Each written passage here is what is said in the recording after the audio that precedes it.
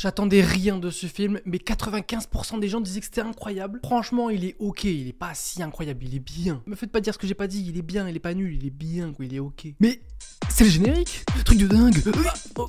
Wicked, le film dans l'univers de Oz, du magicien d'Oz. D'ailleurs, voilà, je le dis direct, je n'ai jamais vu le magicien d'Oz, ou alors je l'ai vu quand j'étais petit, il y a longtemps.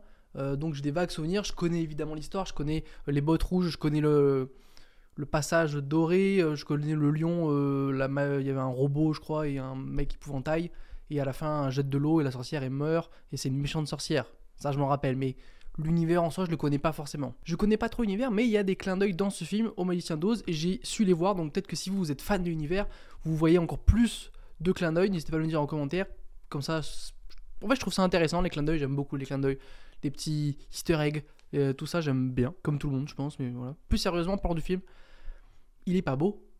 Il est pas beau ce film. Les bandes annonces montraient qu'il était pas beau, et en vrai il est pas beau. Pourquoi il est pas beau? Pas à cause de la couleur, parce qu'il y a plein de couleurs et les couleurs sont belles, ça c'est bien, ça, il y a plein de couleurs et c'est trop bien. Parce que on en a marre des films un peu en mode Disney là, comme Mufasa, parce que vous avez vu la bande annonce au cinéma, qui a l'air catastrophiquement moche, parce que tout gris, parce que manque de couleurs. Et ben là, au moins il y a de la couleur, c'est bien, c'est coloré, il y a du rose, il y a du vert évidemment. La légende raconte que j'ai mis ce pull exprès pour aller avec le film. C'est une légende, ne la croyez pas. Et oui, du coup, il y a plein de couleurs, et ça c'est bien, il y a du bleu, c'est coloré, j'aime. Ça va avec le côté comédie musicale. Mais, parce qu'il y a un mais, presque tous les plans, il y a un contre-jour, avec le soleil en fond, et du coup, ça rend l'image moche. Tout simplement. Il y a peut-être un plan où il y a un contre-jour qui est bien géré, qui est très cool. Je vous dis pas lequel, parce que c'est un peu du spoil, mais ok. Mais tout le reste, je veux dire, ils sont tout le temps à l'intérieur, il y a le soleil derrière, la lumière vient tout le temps de derrière en fait, et du coup ça rend l'image pas très belle. Elle est peut-être pas horrible, parce qu'encore une fois les couleurs sont belles, les décors, j'en parlerai plus tard, mais j'en parle maintenant en fait, les décors sont assez dingues, les costumes sont très cool, on croit à l'univers, on est vraiment dans cet univers, donc est-ce que c'est ça qui fait jouer du coup en mode, il y a le contre-jour, du coup c'est réaliste et du coup on rentre plus dans l'univers? Je suis pas sûr. Mais ce contre-jour, pour moi, il m'a gêné parce que ça faisait pas beau. On s'en fiche que ce soit plus réaliste. On veut de la lumière sur la gueule des couleurs, que les couleurs ressortent, que ce soit joli. Parce que là, ce n'est pas joli, tout simplement. Comme dit un peu précédemment, c'est une comédie musicale. Voilà, vous n'y allez pas en mode oh là là, oh non, ça chante, je pars. Parce que je crois qu'il y a un mec qui est parti dans ma séance. D'ailleurs, attends, petite disclaimer, faut interdire les popcorn au cinéma, d'accord, j'en ai marre. La meuf à côté de moi, H24, faut arrêter ça. Après, elle va sur son téléphone, faut arrêter ça aussi, s'il vous plaît.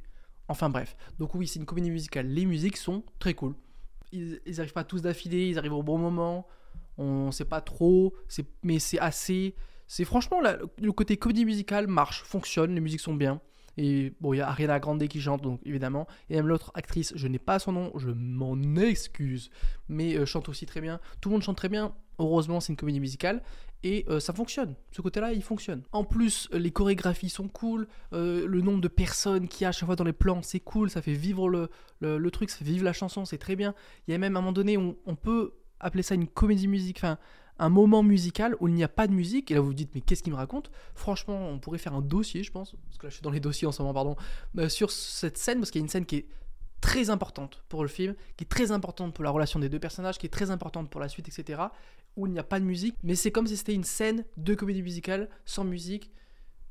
Voilà, vous verrez, je pense que vous allez comprendre, si vous avez déjà vu vous comprenez, si vous l'avez pas vu vous allez comprendre, mais elle est très bien cette scène, et encore une fois il y a une autre idée de mise en scène dans une des premières musiques où, bon évidemment, je pense que vous connaissez globalement l'histoire, mais du coup la méchante sorcière qui est verte, et elle se fait discriminer pour ça, on va en parler plus tard, mais et du coup à un moment donné elle chante, et en fait son rêve au départ c'est de changer de couleur de peau parce qu'elle se sent très mal, et elle trouve que c'est une malédiction, etc.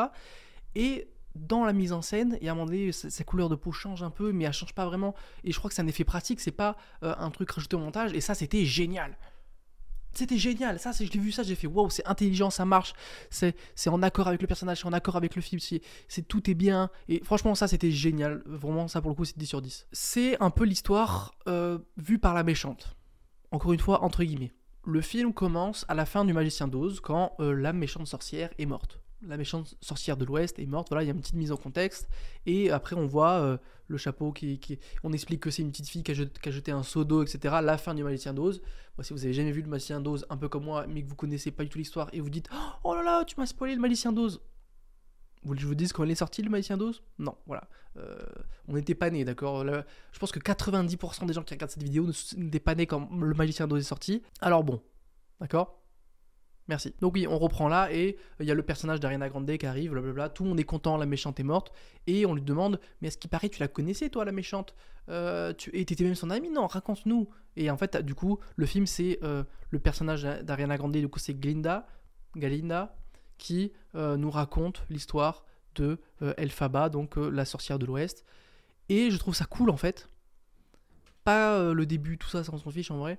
Mais le fait que ça prenne le point de vue de la méchante. Encore une fois, à chaque fois je vais mettre des guillemets, peut-être pas tout le temps, mais pour que vous compreniez en tout cas au début que c'est pas vraiment une méchante. Et j'adore déjà, je pense que si vous connaissez la chaîne, vous commencez à comprendre que j'adore les méchants et les antagonistes, etc. Parce que c'est eux les plus nuancés, c'est eux les plus intéressants. Et on le voit encore une fois là, c'est parce qu'en fait ce n'est pas juste une méchante. Il faut se rappeler que les méchants, ils sont seuls. Et ça, c'est une des premières chansons du film. C'est il faut se rappeler que les méchants, ils sont pas méchants pour rien. Comment on devient méchant? Est-ce qu'on est méchant? Est-ce qu'on est un être? Non. Évidemment, enfin, c'est mon avis. Il y a des gens qui disent que oui, on est né prédestiné à des choses, si vous voulez. Mon avis, c'est qu'on ne naît pas méchant, on le devient. Et ce premier film, et je pense que le deuxième film, ça va être ça, en fait. C'est comment cette personne est devenue méchante. Mais est-ce qu'elle est vraiment devenue méchante? Ou est-ce que c'est le monde qui le voit en méchante?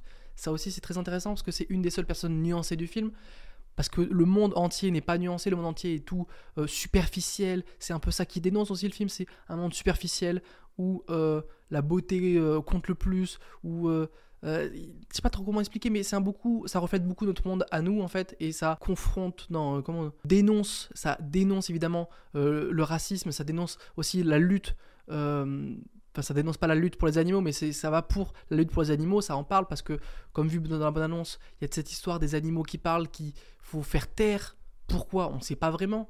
Ça aussi, c'est un point que personnellement, je trouve, c'est dommage en fait, parce que j'en voulais plus de ce côté, les animaux, pourquoi on leur coupe la parole, d'où ça vient. Au début, je sais pas si je vous le dis ça, parce que c'est un petit peu un spoil, mais au début, il y a un truc qui se passe, et en arrière-plan, il y a quelque chose qui se casse et qui dévoile un truc qui a l'air super important, mais on n'en parle jamais.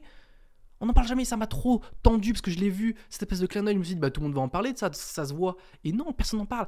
J'espère qu'ils vont parler dans le 2 parce que ça se voit, genre, ou peut-être que je suis fou, mais ils en ont pas parlé, ça me saoule.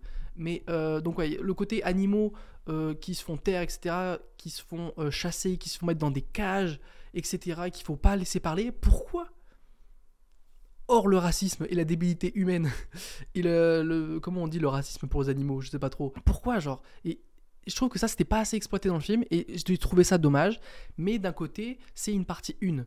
Donc, ils ont fait le choix d'être que sur le posage de contexte, on va dire, de poser le contexte du film, poser le contexte de elle, du coup de Elphaba, de son histoire à elle, comment elle est devenue cette sorcière de l'Ouest que tout le monde déteste, et du coup, on comprend. Donc, pour moi, ce côté partie 1, je suis pas forcément contre, mais je suis pas forcément pour du coup ces deux raisons il y a des choses qui n'ont pas été encore exploitées parce qu'ils vont forcément être exploitées dans le 2, c'est un peu une mise en contexte, mais du coup moi ça me fait un peu chier parce que je me sens un peu j'ai encore faim en fait du film, j'ai l'impression qu'il m'a pas tout donné et ça me saoule un peu, et en même temps il a donné des choses intéressantes et essentielles, donc je suis un peu mitigé sur ce choix de faire une partie 1 et une partie 2. Généralement, c'est pas très bien géré, ou alors ça fait une fin un peu « Ah, on attend la suite ». Là, ça va, ça se finit dans une manière où on se dit « Ok, c'est cool, vivement la suite », mais pas non plus « Ah, donnez-moi la suite ». À voir. N'hésitez pas à vous abonner, d'accord? On a passé les 500 abonnés, mais merci à vous, merci. C'était le premier palier, c'est le premier objectif. On voulait le faire avant la fin d'année, on l'a fait, c'est grâce à vous. On est maintenant 504. Mais rien n'arrête le progrès, rien n'arrête l'ascension. En plus, dès que vous vous abonnez, je mets un trait sur le tableau. C'est pas magnifique ça? Maintenant, le nouvel objectif, c'est 1000. On va aller à 1000 en 2025. Mais facile. Allez, abonnez-vous. N'hésitez pas à dire en commentaire aussi ce que vous pensez du film. Et nous, on enchaîne, on continue à parler. On va parler de Elphaba, oui. Parce que, évidemment, c'est le personnage principal. C'est elle, c'est la sorcière, c'est la wicked sorcière. Voilà, c'est la méchante sorcière. Et oui, pourquoi pas, machin. Et bien, on comprend, nous, pourquoi elle est méchante. C'est parce que tout le monde la déteste. Pour rien. Ah, tu es verte, je te déteste. Bah non, ça n'existe pas, sauf les racistes de merde. Voilà, c'est ça que ça dénonce aussi ce film, c'est les racistes de merde. Voilà, parce que c'est débile. Et je pense que si vous comprenez pas avec ce film que le racisme, c'est débile, vous êtes vraiment raciste fort, hein. ou vous êtes vraiment débile. Un des deux, et souvent ça va ensemble. Parce que la personne, elle a rien fait. Elle n'a rien fait. Elle est née verte. C'est comme ça, écoute. C'est pas sa faute à elle. C'est la faute de quelqu'un peut-être, mais c'est pas sa faute à elle. Elle est née, voilà. Du coup, son père la déteste parce qu'elle est verte. Déjà, de 1. Pour autre chose, mais on s'en fiche. Côté familial, je vais pas vous spoil, machin, mais bref. Et ensuite, à cause d'elle, entre guillemets, c'est pas à cause d'elle, parce que c'est elle le ressent comme ça, mais du coup, son père, pour pas que sa nouvelle fille soit verte, il fait manger des trucs à sa femme. Du coup, c'est sa faute à lui. Faute d'un homme qui fait manger des trucs à sa femme, qui fait que le bébé est prématuré, machin, et du coup que sa petite sœur soit en situation de handicap. Le film aussi parle de ça. Et du coup, sa mère meurt, et elle est en mode « Ah, c'est ma faute ». Non, ce n'est pas ta faute. C'est la faute de ton daron qui est trop con.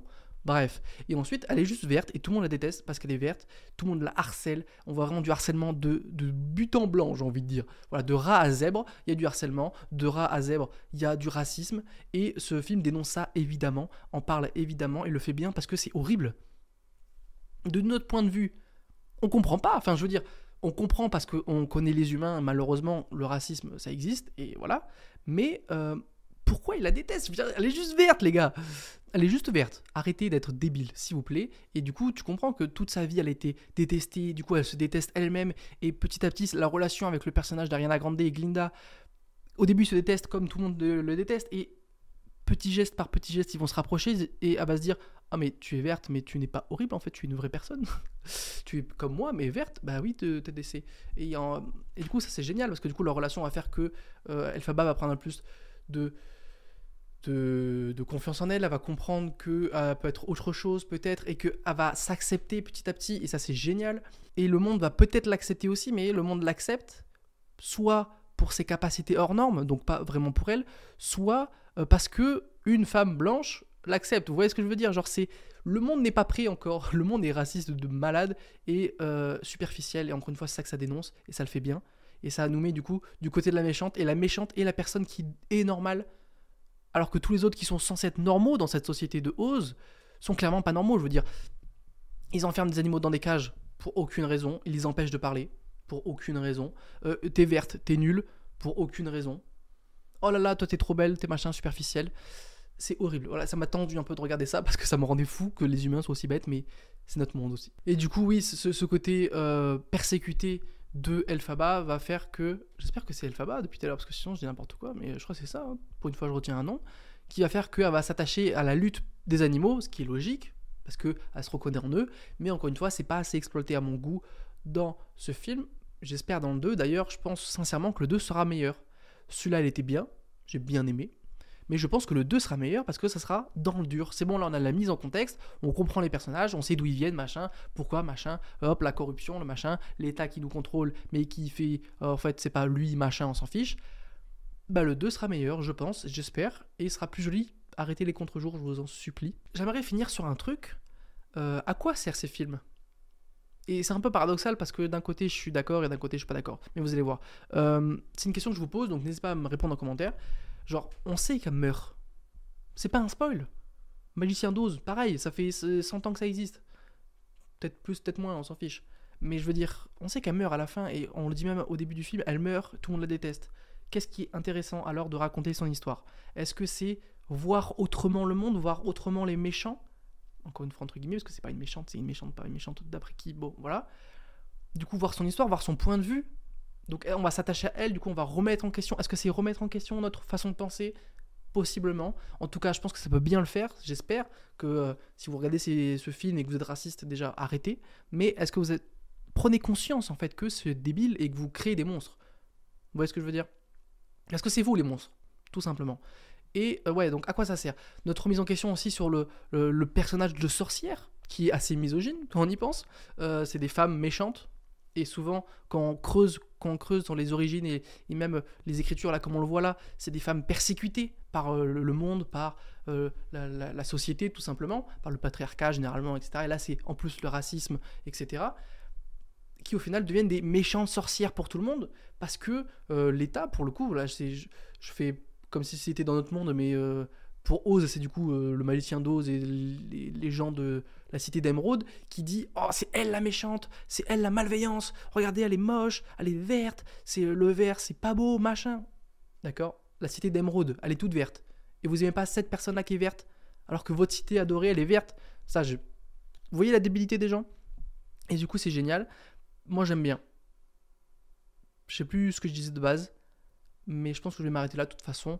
N'hésitez pas à vous abonner encore une fois si ce n'est pas déjà fait. On se revoit pour la partie 2 et on se revoit pour plein d'autres films encore une fois. Merci encore une fois pour les 500 abonnés. Mais on s'arrête pas là. Go les 1000 et à plus dans le bus.